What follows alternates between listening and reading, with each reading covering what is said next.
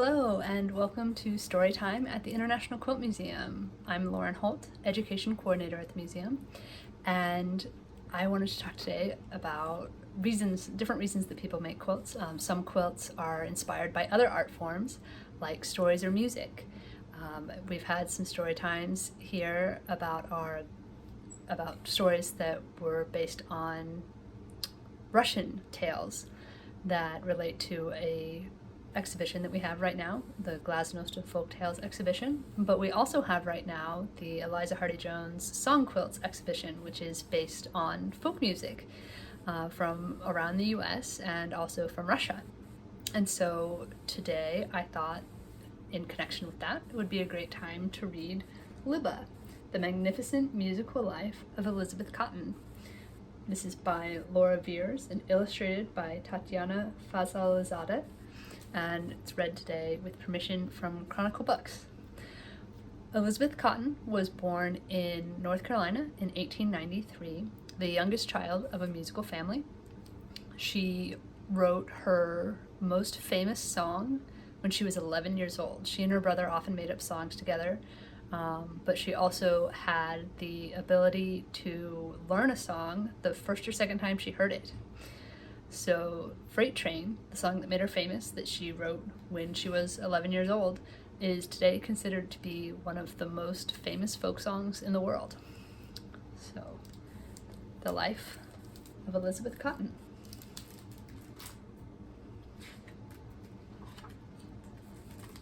She is with her guitar.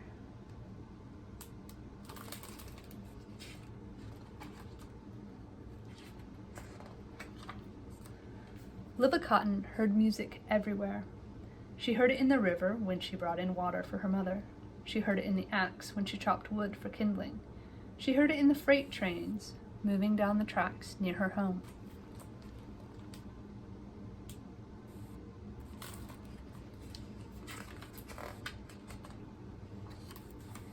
She even heard it when she wasn't allowed to. When her brother Claude was at work, Libba snuck into his room and borrowed his guitar. "Dang," she whispered. Claude was right-handed. Libba was not.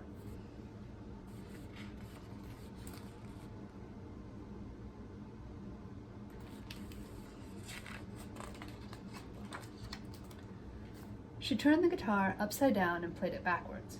It was kind of like brushing your teeth with your foot or tying a shoe with one hand. Nobody else played that way, but it was the way that felt right to Libba. Like a train plays rhythms on the tracks, Libba made the notes go up and down. Like water bubbles in a brook, Libba sang a little song. Like a girl doing what she was born to do, Libba played the guitar, upside down and backwards.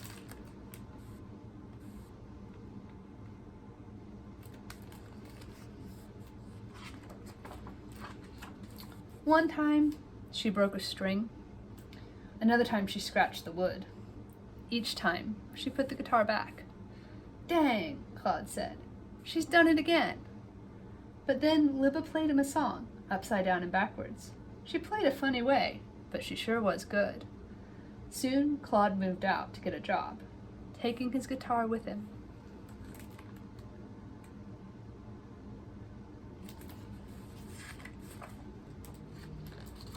But Libba never stopped in her tracks. She kept rolling. "Now, what can a little girl like you do? I can sweep the floors. I can pick the vegetables. I can set the table." She earned 75 cents a month. Pretty soon, she had saved up $3.75, just enough for a Stella guitar. This would be the early 1900s, so money value has changed a little bit since then.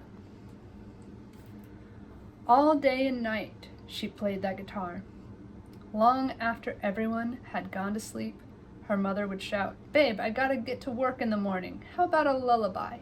So Libba put her mother to sleep, playing upside down and backwards.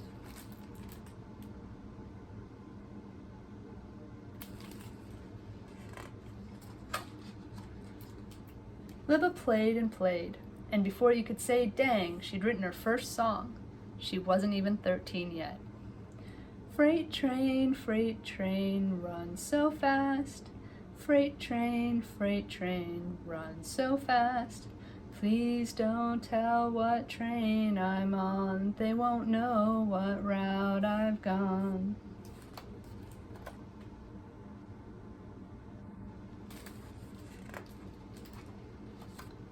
But even trains get derailed. Time swept Libba up, and she stopped playing guitar. So now she's a mother with her kid, her daughter.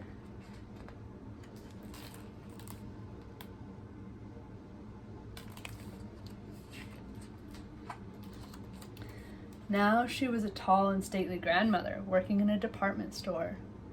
One day, she found a little girl lost in the store. She returned the girl to her mother, Ruth Crawford Seeger, a composer in a famous musical family. Ruth could tell that Libba was kind and gentle, and Libba felt the same way about Ruth.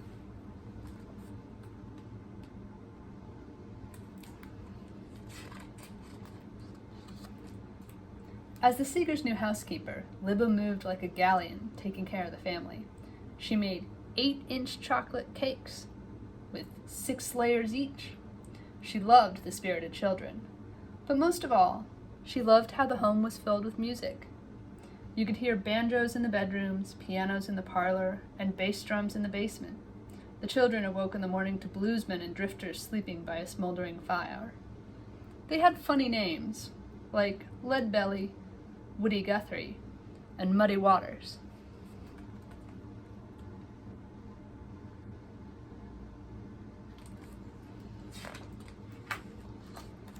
As Libba worked, she listened.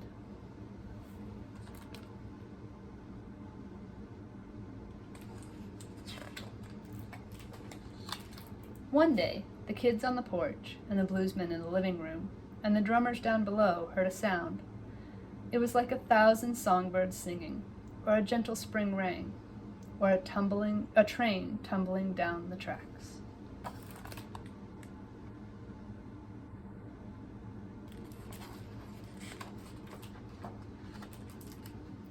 It was Libba, singing and picking that guitar like she'd never set it down. "Dang," cried the kids. "She can play," cried the bluesmen. Soon the whole house was turned upside down and backwards. The children were clearing up the dishes and washing up. The bluesmen were singing Libba's songs. Ruth was playing along. Everyone wanted to hear Libba's music. "Sing Freight Train again," they shouted.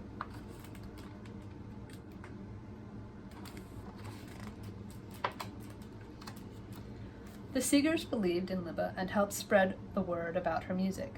But it was Libba's perseverance, her love of music, and her belief in herself that gave the world her voice. Libba played grand cathedrals in London and velvet theaters in Rome. Thousands of people sang along when she played Freight Train. And now, millions of people know her music.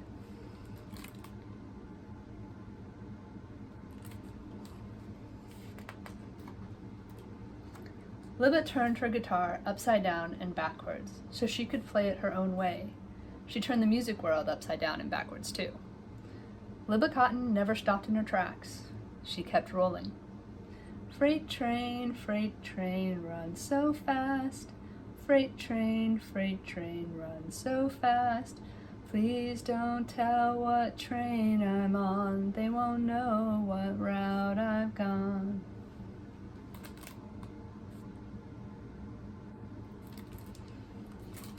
So that is Libba, The Magnificent Musical Life of Elizabeth Cotton. One of the things that I really love about Elizabeth Cotton's story is that even though she wrote her most famous song when she was 11, she toured playing music in different cities and around the world until she was in her 90s. And the people who knew her say that she believed that people can accomplish anything at any age. So I hope that you enjoyed this story today. And if you want to hear Libba Cotton sing Freight Train, that is online. You can find it online. She's a much better singer than me. And you can also find at the International Quilt Museum website, if you want to check out more folk music, the Eliza Hardy-Jones exhibition has song quilts, which are based on folk songs from the US and Russia. So I hope that you've enjoyed this time today and that you'll join us next week for another story time. Bye!